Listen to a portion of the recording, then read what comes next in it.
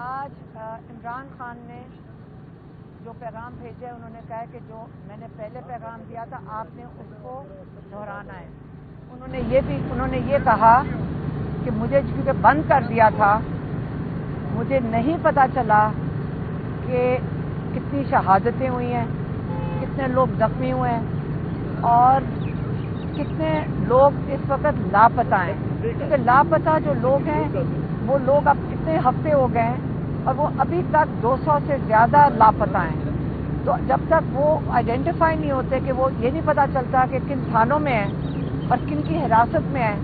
تو لوگوں کے خدشات یہی ہیں کہ وہ بھی شہید ہو چکے ہیں۔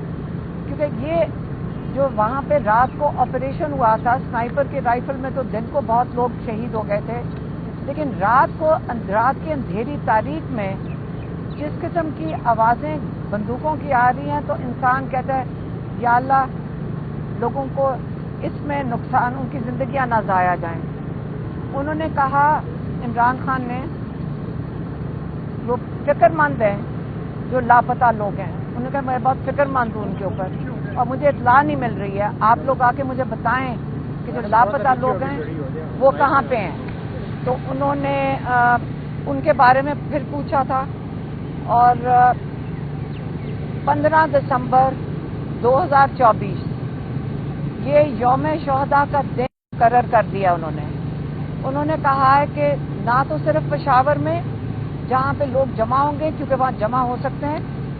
بلکہ پوری دنیا میں، پاکستان میں آپ نے یہ یوم شہداء کا دن پہ شامل ہونا ہے۔ یہ وہ دن ہے جس دن آپ نے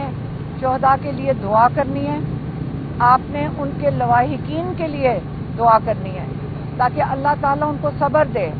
کیونکہ ابھی بہت لوگ ہیں جو پریشان پھر رہے ہیں، بہت لوگ ہیں جو اٹھائے جا رہے ہیں، لیکن وہ کہتے ہیں سب حوصلہ رکھیں، ہر وقت گزر جاتا ہے، یہ نہیں ہے کہ یہ وقت رہے گا۔ پھر انہوں نے دہرایا ہے کہ ظلم کا نظام، کفر کا نظام چل سکتا ہے، ظلم کا نہیں چلے گا اور یہ نہیں ہم قبول کریں گے۔ انہوں نے یہ بھی کہا ہے کہ آپ سب کو جا کر بتا دیں کہ کیونکہ میں نے ایک ڈیڈ لائن دے دی ہے، میں نے 2 مطالبے کیے ہیں، کیونکہ اب پہلے صرف 9 مئی کا مطالبہ تھا، اب میں نے اس کے اندر 26 نومبر کا مطالبہ اس میں شامل کر دیا ہے۔ یہ 2 واقعات جس کے اندر پہلی دفعہ بھی ہمارے 16 لوگ شہید ہوئے تھے، لیکن اس باری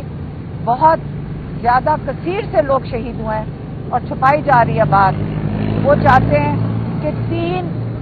سینئر موسٹ ججز سپریم کورٹ کے اس جے آئی ٹی کی سربراہی کریں اور اس جے آئی ٹی کی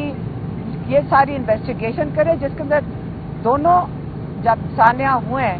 ان کی جو سی سی ٹی وی فوٹیج ہے اس کے بغیر یہ تحقیقات بالکل نامکمل ہیں۔ کسی ایک پولیس والا آ کے گواہی دے دے کہ جی 400 لوگ میں نے دیکھے تھے تو وہ ہمیں قبول نہیں ہے۔ تو ایک یہ مطالبہ ہے، دوسرا جو ناحق قید میں ہے،